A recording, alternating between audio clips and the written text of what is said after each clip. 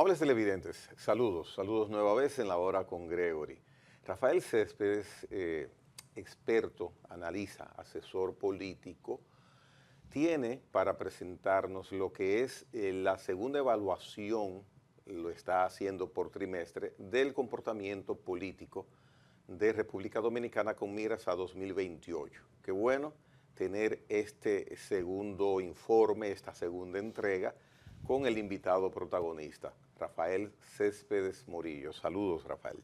Gracias, Gregory. De antemano pido excusa por el timbre de voz que está un poco diferente porque estoy afectado de una afonía que no conozco el origen todavía, pero que está afectando el timbre de voz. Sin embargo, no es tan grave como para no decir que gracias por invitarme. Es intentar explicar lo que nosotros vemos en lo que llamamos el escenario político dominicano con mira al 2028, lo que creo que está pasando y las cosas que creo pudieran pasar mañana. Bien, estamos ya algo después de la mitad del año.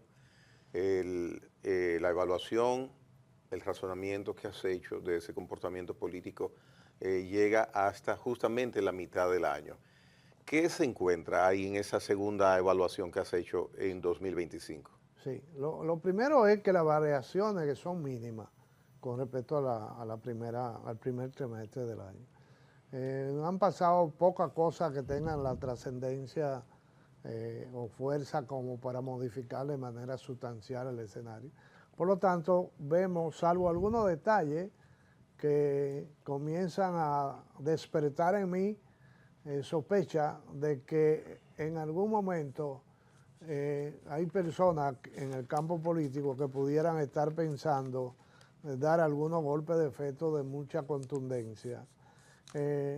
Cuando hablamos en términos generales, los precandidatos, por ejemplo en el PRM, lo que han hecho es crecer, aún nadie se ha retirado, que yo vislumbro que sí va a ocurrir el año pasado. Perdón, ese crecimiento es en cantidad. En cantidad. En cantidad de precandidatos. De precandidatos. No crecimiento de favorabilidad. No, necesariamente. No. Ya, en cantidad de candidatos. Muy bien. Si nos metemos a analizar, yo quisiera primero pasar a analizar lo que es el gobierno como tal, la oposición como tal, como un conjunto. El gobierno sigue dando haciendo algunos intentos de golpe de efecto con cosas que no prenden en el país. Que no es cierto que, por ejemplo, la semanal ya está causando, yo creo que más, no tanto beneficio como al principio, porque al principio se vio que era la posibilidad de uno cuestionar al presidente en términos decentes, obviamente, pero de temas que no se tratan de parte del gobierno, salvo que alguien lo pregunte. Sin embargo, acabo de ver hace 2 semanas que a donde se informa que el hecho de que te permitan entrar a la semanal no es una autorización a preguntar. Lo que quiere decir que la pregunta la limitan y probablemente la selección la hace alguien del gobierno y como tal me imagino que elegirá a los enemigos acérrimos o los amigos. Yo me inclino por pensar que va a elegir a los que son amigos, salvo alguna delito que se pueda ir a algún momento, alguien que se aproveche de su cara y haga preguntas no agradables. La oposición como tal, bueno, en términos del gobierno, lo que yo siempre he venido criticando desde el primer año, lo mantengo, porque no hay ningún cambio. Yo recuerdo en un programa tuyo que yo dije varias veces que el gobierno, una de las pocas cosas que no tenía era comunicación efectiva. Tenía comunicación, pero muy mala, muy pésima. Y una de las razones era la que sigue siendo, que nada más tiene un vocero, que se llama presidente de la República. El único que no debería serlo, el único que no debería ser vocero del gobierno es el presidente del gobierno. Sin embargo, en ese momento cuando mencionaste ese aspecto, que lo reiteras hoy, Rafael, te decía que conversando yo con la persona indicada que es el vocero establecido, el señor Homero, decía él que el hecho de que el presidente de la República hiciera las veces de su interlocutor, de vocero, de su representante, es porque las mediciones indicaban que gusta y es preferencia del auditorio que el presidente hable sobre su gestión. Entonces, que como había dado resultado, que el presidente... Es que eso no es resultado, ahí es donde está el error de Homero y de quien sea. O sea, el problema no es que la gente quiere oírte, claro que todo el mundo quiere oír al presidente, pero la pregunta es si eso es lo que le conviene al gobierno. Desde ese punto de vista que lo deben analizar. Eso es como caer en una trampa. Pero claro, porque cuando el presidente se equivoca, ¿quién puede salir a enmendarlo? Nadie. Usted se equivocó y lo único que tiene que hacer es, como ha tenido que hacer varias veces, aceptar el error, aceptar el equívoco, enmendar lo que dijo, hacer otra cosa para tapar eso, etcétera, etcétera. No, y Homero, ¿cuántas veces tú has visto a Homero hablar? 3 veces. Yo no creo que lleguen a 5. De cosas muy puntuales y sin ninguna trascendencia tampoco. O sea, eso no es vocería, eso es otra cosa, eso es un comunicador oficial, si tú quieres, que lo ponen a leer. Entonces, estamos siguiendo el estilo de México en los últimos 6 años. Exacto, exacto. Pero eso, y un Bukele hace de vocero, pero vocero, lo primero que la gente, quizá, la gente común, por decirlo de alguna manera, no conoce que vocero viene de la publicidad, viene de la comunicación. Su empresa personal arranca por ahí, al margen de la del padre que después heredaron, etcétera, etcétera. Pero él como tal, lo que es un comunicador. Entonces, hay una pequeña diferencia. Luis nunca ha sido comunicador, nunca lo ha sido. De todos modos, yo veo algunos equívocos en ejercicio de parte del gobierno en esa dirección. Y han pasado cosas como la famosa modernización fiscal, que la lanzaron creyendo que aquí no había, todos éramos mudos, y tuvieron que recogerla. ¿Y quién la lanza es el gobierno? ¿Por qué? Porque no le hicieron base, porque no le hicieron un colchón previo, que es lo que se hace de acuerdo a la buena comunicación. No la socializaron. No, esa simplemente esa nadie se va a oponer a eso, y si se opone, nosotros no imponemos. No, un país en ejercicio de sus derechos no es fácil de manejar en esas cosas. Perdieron, y como eso han perdido algunas otras cosas, no es la única. En el caso de la oposición lo único que hace es criticar. Entonces por eso se mantienen más o menos iguales, salvo una excepción que estoy viendo en el último mes, tal vez 2 meses, que es Danilo Medina, que critica y propone, critica y propone. Ese es el ejercicio real de un opositor. Usted está haciendo esto mal, debería hacer esto. O sea, hacer una propuesta, porque el hecho de que tú me critiques a mí no significa que tú sabes lo que hay que hacer. No significa que yo te voy a seguir a ti porque tú estás criticando al otro. Son como los destructores. Aquí hay un político, que me voy a reservar el nombre por delicadeza, que lo único que hace es destruir, tratar de destruir.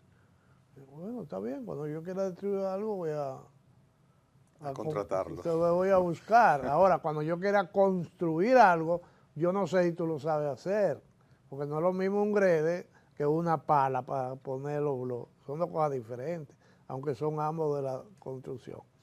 Entonces, nosotros tenemos un país que se mueve lentamente en el campo político, en el escenario político, porque no hay un ejercicio de aporte, sino quítate tú para ponerme yo, porque yo voy a hacerlo mejor o peor. La gente no sigue esa cosa. Tienen que convencerse de que el hecho de que usted...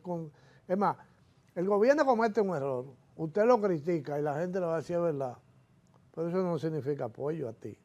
Significa apoyo a lo que tú hiciste, a lo que dijiste. Eso no me convierte en seguidor tuyo. En ese caso te apoyé, pero espérate en lo otro, ¿no? Vamos a ver. Entonces, en esa área, el escenario dominicano se ha mantenido prácticamente estático. Esa es la realidad. Y ¿Qué parece veo? que continuará así porque el presidente no pienso que vaya a variar su esquema de ser su propio vocero. Yo creo que no va a variar, sino que lo va a empujar más, que va a impulsar, porque estoy viendo unos destellos que son delicados para mí. Yo estoy convencido de que el presidente está haciendo ensayos para mantenerse en el poder. Es la única variación que estoy observando, pero que no es contundente todavía. Pero yo no entiendo cómo... A pesar de blindaje, de candados, Pero ¿cuál de blindaje? Si ese imposición. blindaje ya existía. Si ¿por qué Danilo no se postuló en la tercera ocasión? Porque la Constitución se lo prohibía. No es necesariamente de que porque Pompeyo llamó. A lo mejor él hizo caso a Pompeyo y eso fue parte de los razonamientos de no intentarlo. Numéricamente eso que planteas, no que planteas, sino que esbozas de algunos destellos que has visto en el sentido posible de que el presidente pudiera interesarlo, decidir postularse nueva vez, a pesar de todo lo que sabemos existe constitucionalmente, numéricamente es solamente convocar la Asamblea Nacional y la cantidad requerida de votación. Lo tienen en un bolsillo, lo tienen en un bolsillo, pero además, una de las notas que yo señalo en el análisis es porque se decide a última hora, entre comillas a última hora, seguir las reuniones con los expresidentes, pero de manera individual.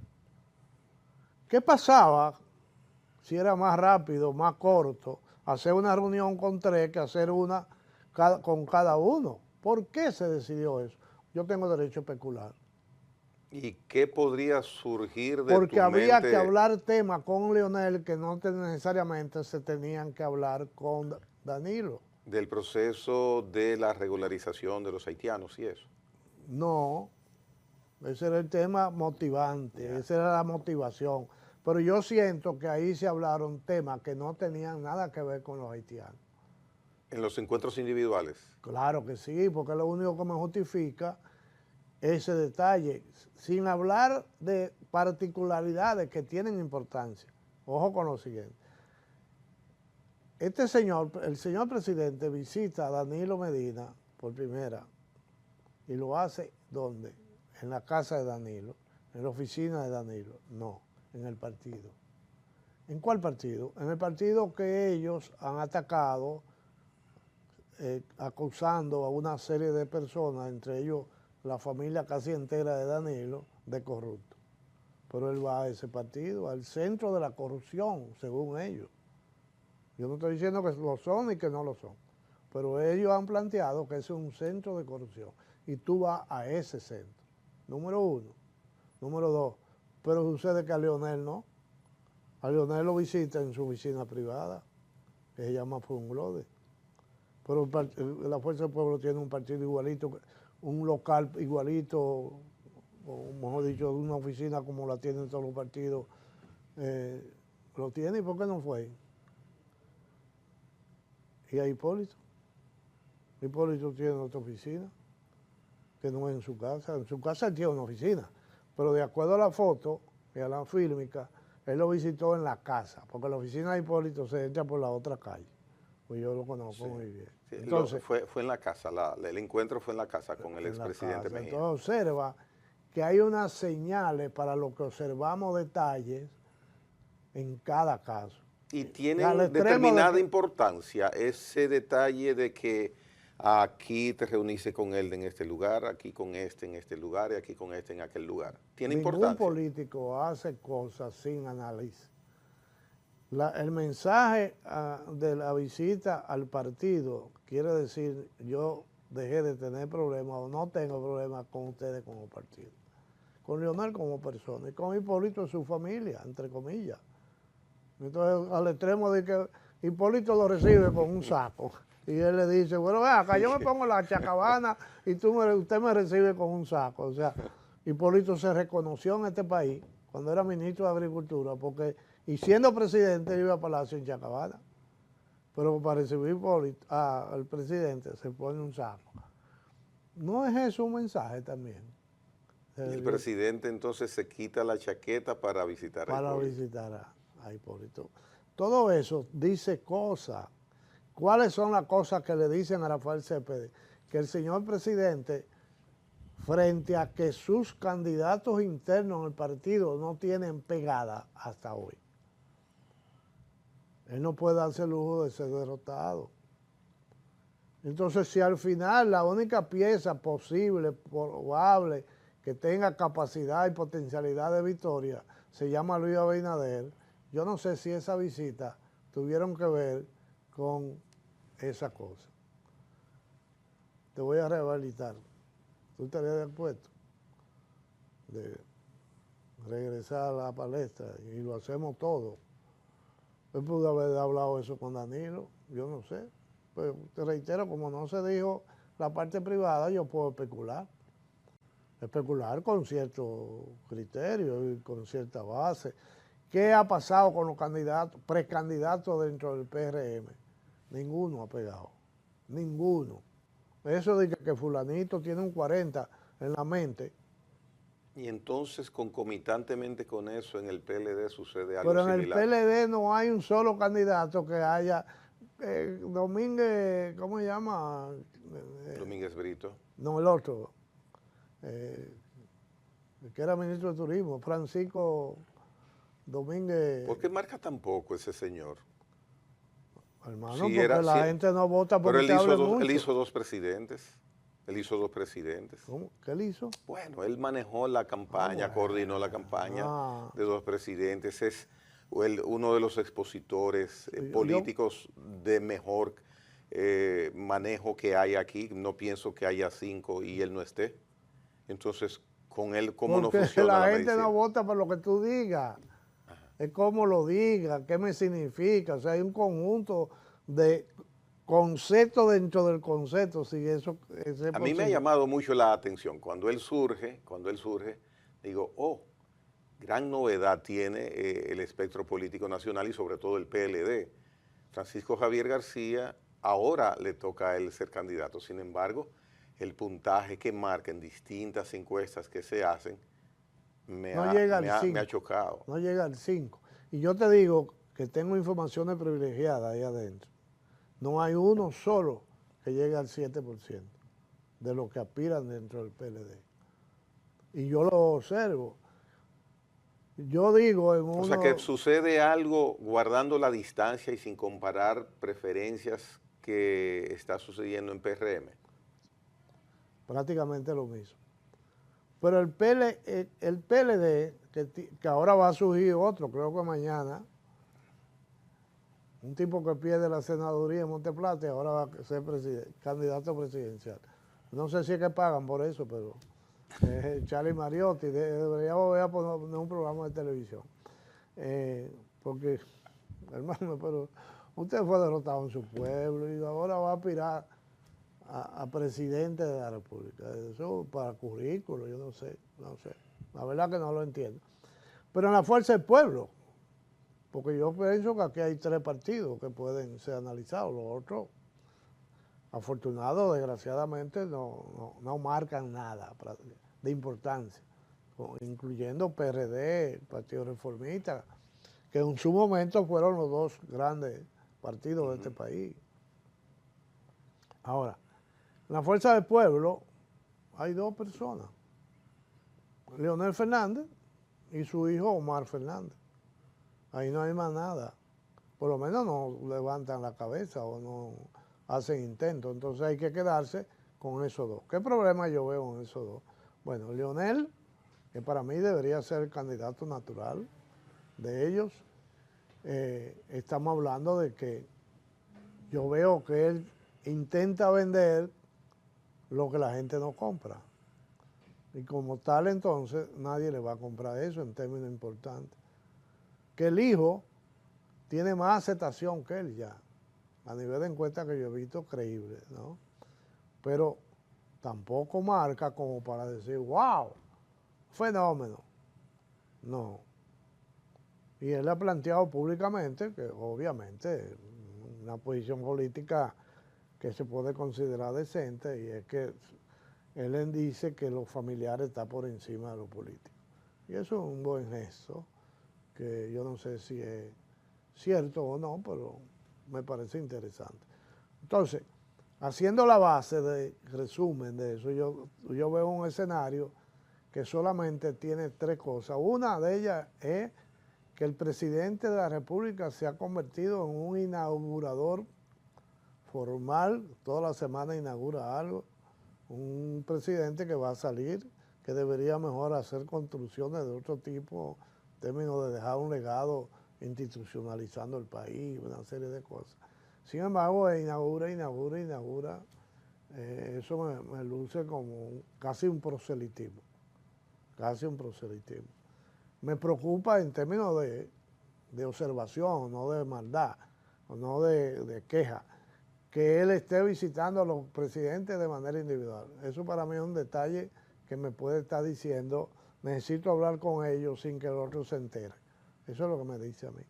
Y tres, desde el punto de vista de la oposición, observa que quien está saliendo a la calle a decir cosas del PLD no es otro que Danilo Medina, quien legalmente no puede ser candidato a la presidencia de la República. Repito, a la presidencia. Ojo con eso. La Constitución le prohíbe. Pero tampoco puede ser candidato a la vicepresidencia. A esas dos posiciones no puede ser candidato. Pero puede ser candidato a senador por el distrito o por San Juan. Porque eso no está prohibido. ¿Y la relevancia de eso? Bueno, yo pienso que Danilo, candidato a senador por el distrito, hay poca gente aquí que lo pudiera vencer, honestamente. No es verdad que no sería un hueso duro. Ponerle un opositor a Danilo en el distrito va a ser complicado para los demás partidos. Sin duda que sí. Entonces, pero ¿qué pasa si abren la compuerta? El PLD se va a quedar con Domínguez Brito, con Francisco Domínguez, con Charlie Mariotti, con el Penco, que está amagando a ver qué pasa. No, eso es un flash al Cioretó. Si el Cioretó quiere dejarlo caer, lo declaran, ¿cómo que dicen? Forfeit. Forfeit. Y ahí sí, ahí sí incidiría esa candidatura. Bueno, imagínate la siguiente, Sí. el escenario siguiente. Candidato por el PLD a la presidencia de la República, Danilo Medina. Candidato por la Fuerza del Pueblo a la presidencia de la República, Leonel Fernández. Y candidato a la presidencia de la República por el PRM, Luis Abinader.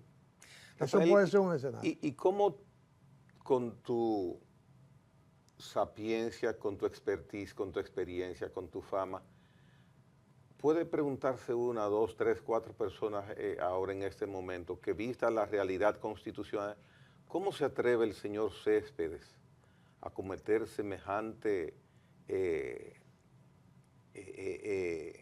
intento de lucubrar esa posibilidad? ¿Cómo lo justifica Rafael Céspedes? Primero, ¿qué fue lo que hizo Hipólito cuando era presidente? Modificó la Constitución para poderse presentar y se presentó. Sin tener mayoría absoluta en el Congreso.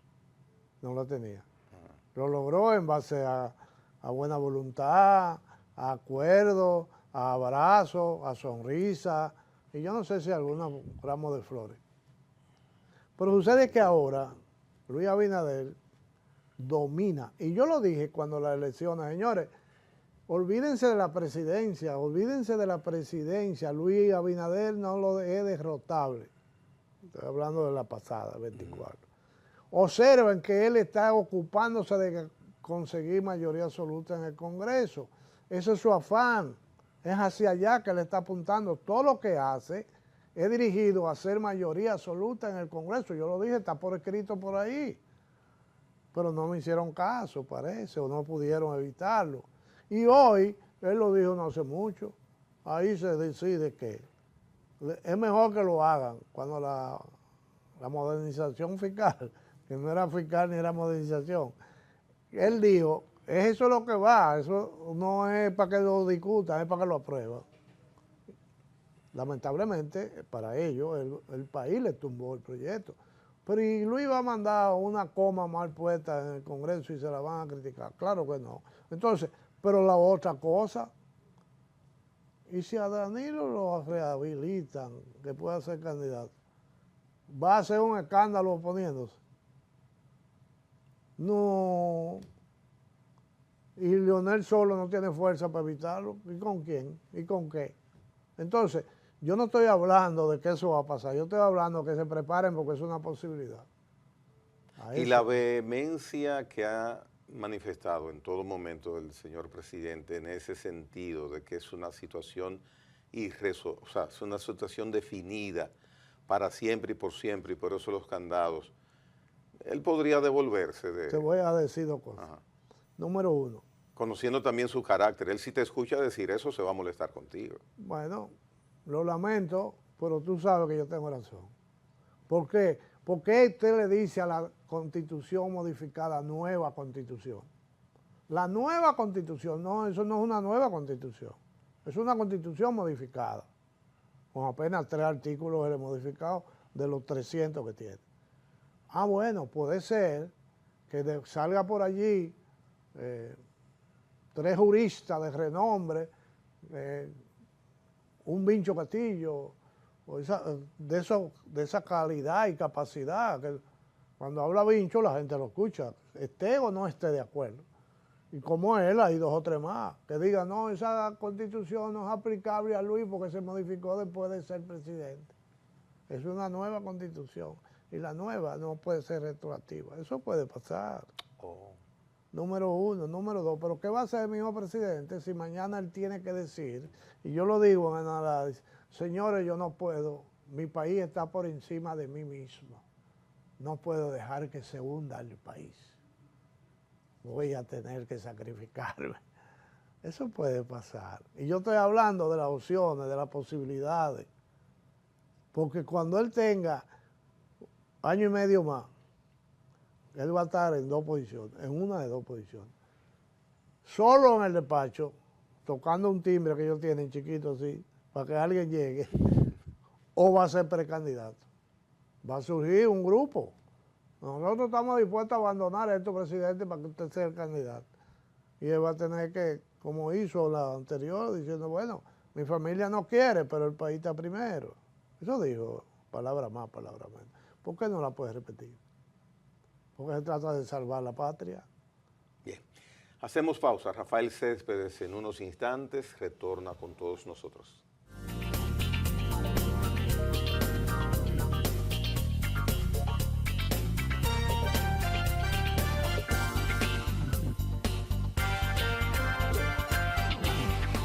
En cuanto al Código Penal, mira, ninguna ley es perfecta. Ninguna ley es ideal, es la posible. Pero vamos a pensar, señores, que teníamos un Código Penal del 1884, de hace 141 años. Y yo les digo a ustedes algo, no sé cuántos han ido a la fuerza de tarea que hacemos todos los lunes. Y cuando vamos a la fuerza de tarea que vamos todos los lunes, vemos muchos delincuentes reincidentes que han tenido 3 y 4 crímenes, que están en la calle y han salido porque tenemos un código atrasado, imperfecto. Y esos delincuentes que han salido por ese código imperfecto son los que llevan intranquilidad y muerte a las familias. Y necesitaban de un código que endureciera las penas y que realmente llevara más justicia y lucha contra la criminalidad. Y eso es lo que hace este código.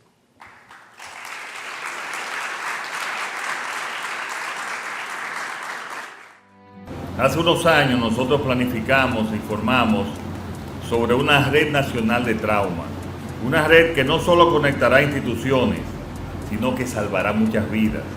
Y con satisfacción podemos decir que ya empezamos a consolidar esta red de trauma. En febrero de este año inauguramos con orgullo el Hospital Regional Traumatológico de Asua, el primero del sur. Pero hoy formalizamos la incorporación del Hospital Traumatológico de Higüey para la región este. Estamos construyendo el traumatológico de Sosúa, estamos construyendo el hospital traumatológico de Mao, estamos construyendo también una red de diálisis y pie diabético que estamos avanzando. Estamos construyendo también una red de servicios oncológicos. O sea que la red de trauma que anunciamos en el 2022 ya está siendo una realidad. Esto es un cambio sustancial y transformador en el sector salud.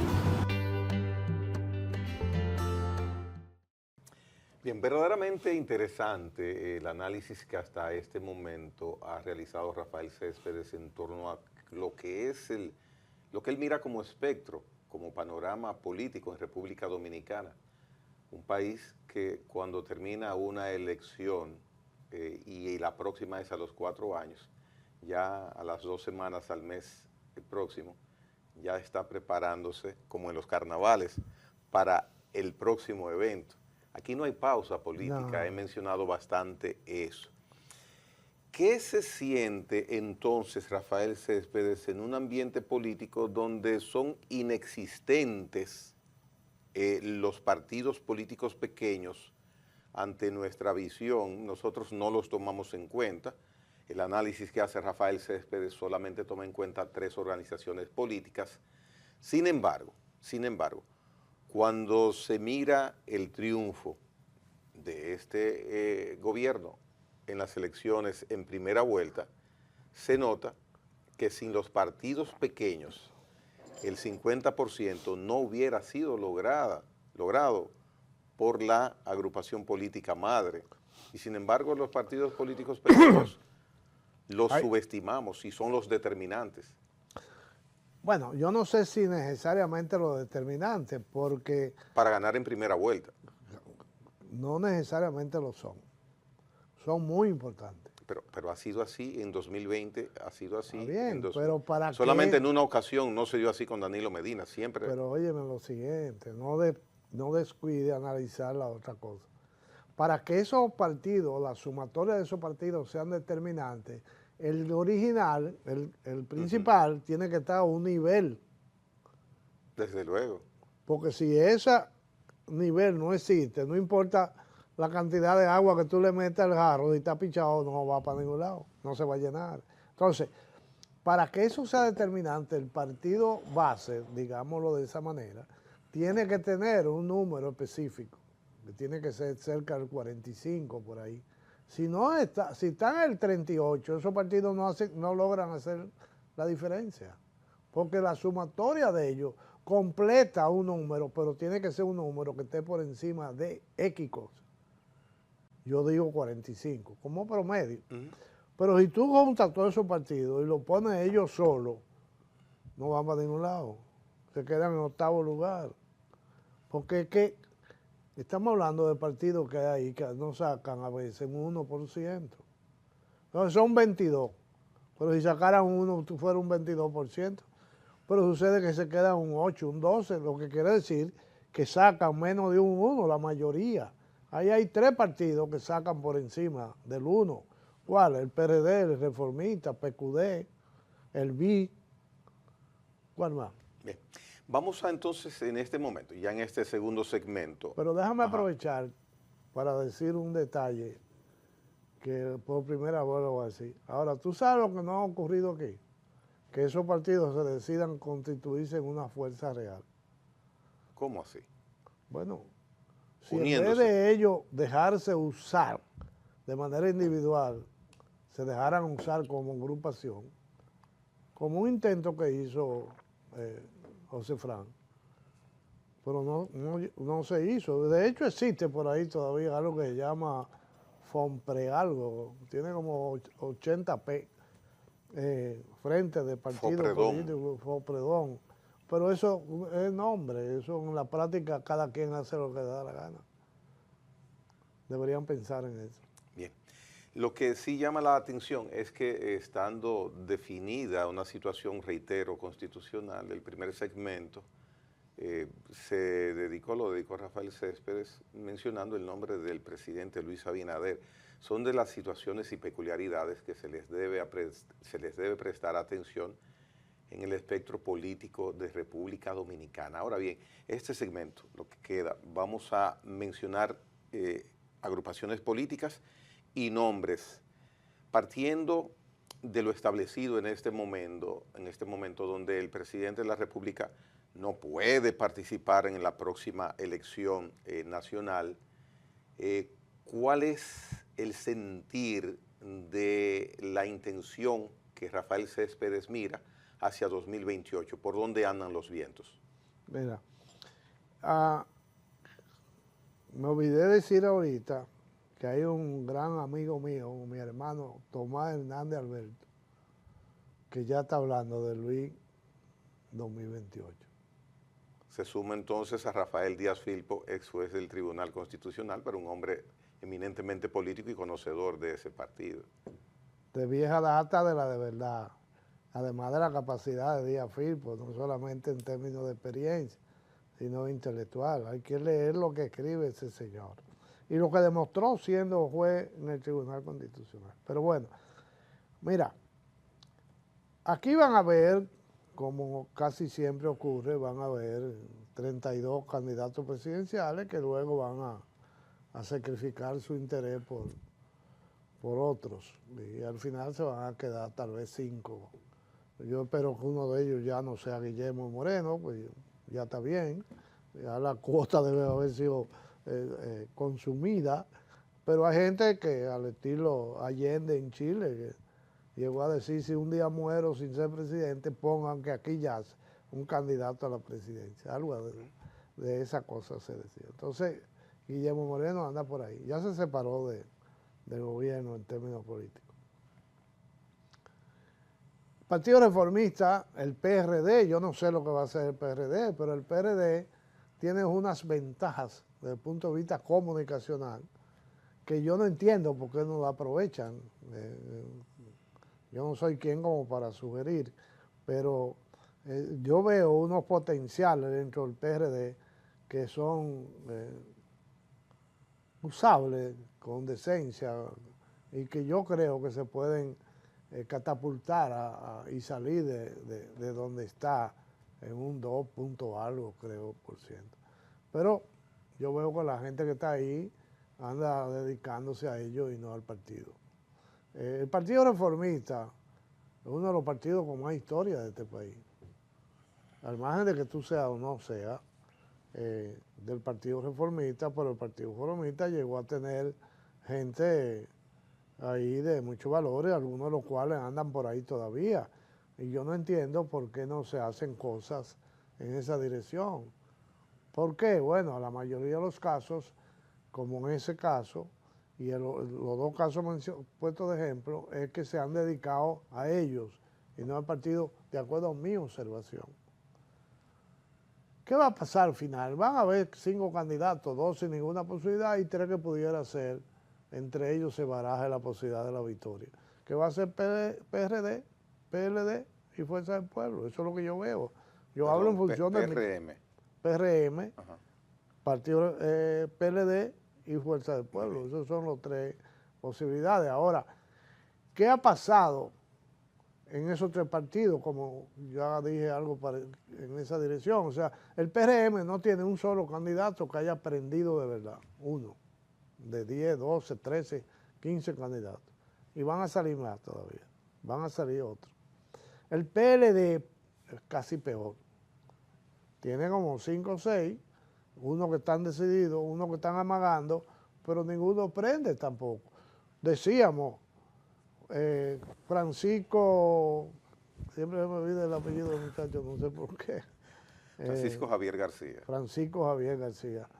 Cualquiera pensaba, bueno, este muchacho, esta es una persona que ha dirigido 2 campañas, que han sido exitosas, que tiene muy buen léxico, que tiene muy buen verbo, que se sabe desenvolver con mucha calidad a nivel telegénica, etc. Sí, pero la gente no vota por belleza, ni por bonita expresión. Entonces, no llega a un 5%. Pero, a ver, ni habla. Margarita está en otro lado, yo no sé si está en el país porque no se siente. En definitiva, yo creo que la salida de Danilo a la calle a hacer cosas es porque él sabe que él es el único allá adentro que tiene fuerza como para levantar el partido. Y yo no sé si lo está logrando. Me parece que sí, porque he visto movimientos interesante. La Fuerza del Pueblo ayer dio una demostración de orden, de organización, no necesariamente de poder, aunque lo que sale en los medios, obviamente ellos no van a publicar las mesas donde habían 20 gente, van a publicar donde hayan 300, 400, qué sé yo. Pero en definitiva creo que fue un muy buen ejercicio democrático a lo interno del partido y que por lo tanto lo coloca en una posición de primacía, que reitero, está dividida en esos 3 partidos. No veo más nada en el escenario, que no sea sumarse a alguna de esas fuerzas dependiendo de lo que pase en lo adelante, pero observando un detalle que esta vez yo me imagino que muchos partidos lo van a observar. El gobierno hizo alianza estratégica con 22 partidos. Hay 3 en el gobierno. Los otros 19 van a volver a hacer negocio, entre comillas, negocio con el PRM. Yo tengo mi duda. No me parece razonable. La gente, como el caso del PRI, que era un precandidato a senador en Barahona y que tenía 2 años trabajando y la semana anterior lo quitaron, pero tampoco lo han reconocido nada después de eso. Esos partidos, prácticamente los que hicieron alianza con PRM en las pasadas elecciones, habían hecho alianza hacía 6 años atrás, no, 8 años atrás, 8 años atrás, con el PLD. Entonces, si tienes esa interrogante de qué puede suceder con ellos, Bueno, no hay un ninguna, ambiente, no hay ninguna. bueno, pero hay un ambiente que es PLD, Fuerza del Pueblo, que para los fines es lo mismo, es el mismo, Sí, el mismo el personal. origen por lo menos es el Sí. mismo. Entonces pudiera haber una vasos comunicantes entre esas 2 agrupaciones políticas y esos partidos que podrían... Yo pienso que lo que va a pasar es eso. O sea, ¿quién de ellos 2, PLD, Fuerza del Pueblo, muestre más vigor, muestre más brío, muestre más músculo político, va a atraer más a esos aliados? Porque ahí hay gente que llegó hasta ser jurado del presidente que lo iban a nombrar y no lo han nombrado. ¿Esa persona va a volver para allá? Bueno, yo pienso que sería masoquismo político, yo no sé si eso existe, pero eso, por lo menos 15 o 20 de esos partidos se van a dividir entre Fuerza del Pueblo y PLD. A Rafael Céspedes es difícil que yo particularmente no le haga reiterada vez, esta es la segunda o la tercera vez que te lo pregunto, porque eres el autor, el precursor, de la posibilidad de un extra partido. ¿Cuál es la situación de esa figura? Eso tiene tiempo. Yo creo que todavía, si esa persona, si esa posibilidad surge dentro del año primero, de aquí a un año, ahí tiene chance, tiene posibilidad de por lo menos hacer un buen papel. No sé si ganar, porque va a depender de quién es el cabeza. Es que tienes ese planteamiento, lo haces, te pregunto, como una teoría, o hay algún insumo que nuestro sistema no, nuestro modus vivendi electoral te pueda dar la posibilidad de que surja, porque hemos visto que nunca ha sucedido. Es que muy bien, pero aquí nunca ha sido así. Porque nunca se ha hecho lo que hay que hacer para lograrlo. No es porque no haya la posibilidad. Pero es que no es espontáneo eso. ¿Cómo? No es espontáneo, esas figuras pero no surgen de manera espontánea. Ese es el error, ese es uno de los errores. Es que yo soy un hombre buen mozo, una mujer buen moza, que tengo una capacidad intelectual por encima del promedio, que tengo experiencia política, que tengo 10 pesos en el banco, yo puedo ser. No.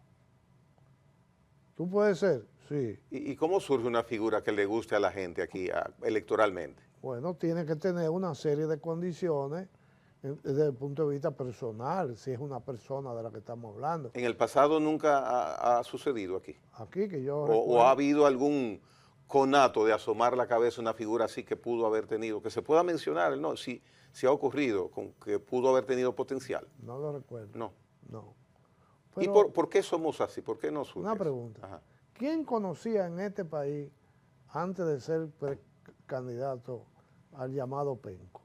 Bueno, pero ahí está la marca del PLD. Rafael, si vas candidato por el PLD, te van a Tiene conocer un a las 2 camino semanas. recorrido. No, Sí. tiene un camino recorrido, Bueno, sí. pero eso no significa que tiene la victoria, como de hecho ocurrió.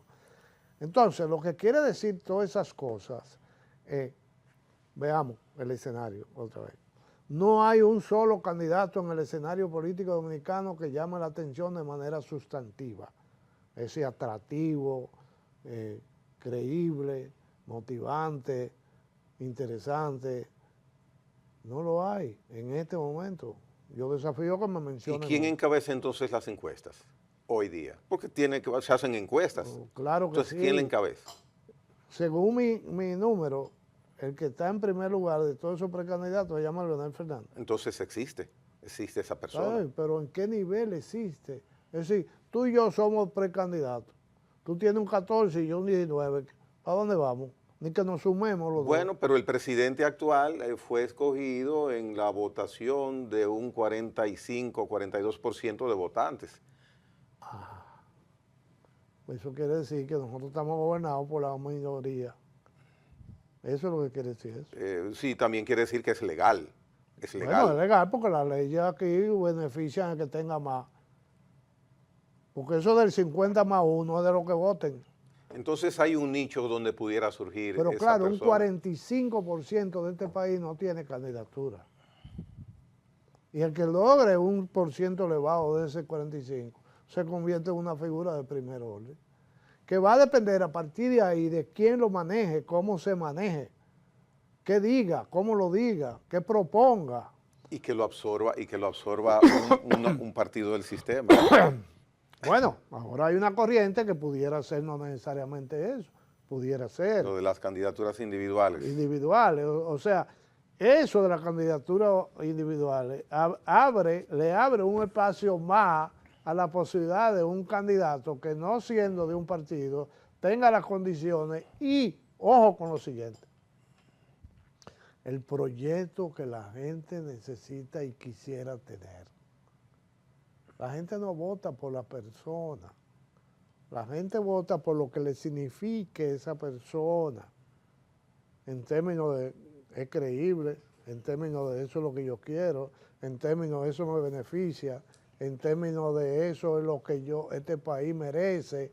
Es decir, una serie de juicios, de conceptos que la gente tiene, no necesariamente expuesta, dicha, pero que la asume, la siente y estaría listo para apoyar eso. Incluso hasta de cambiarse de bandera.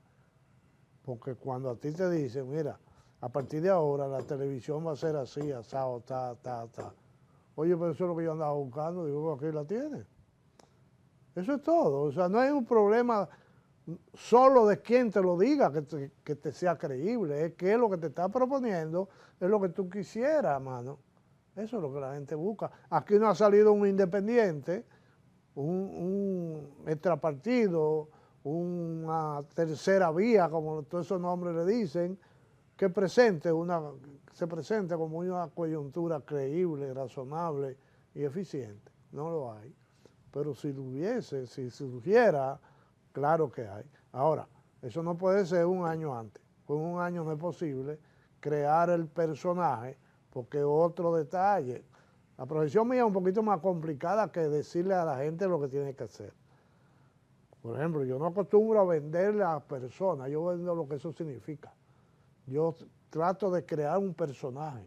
Ese es el personaje que la gente busca. Ese es el protagonista.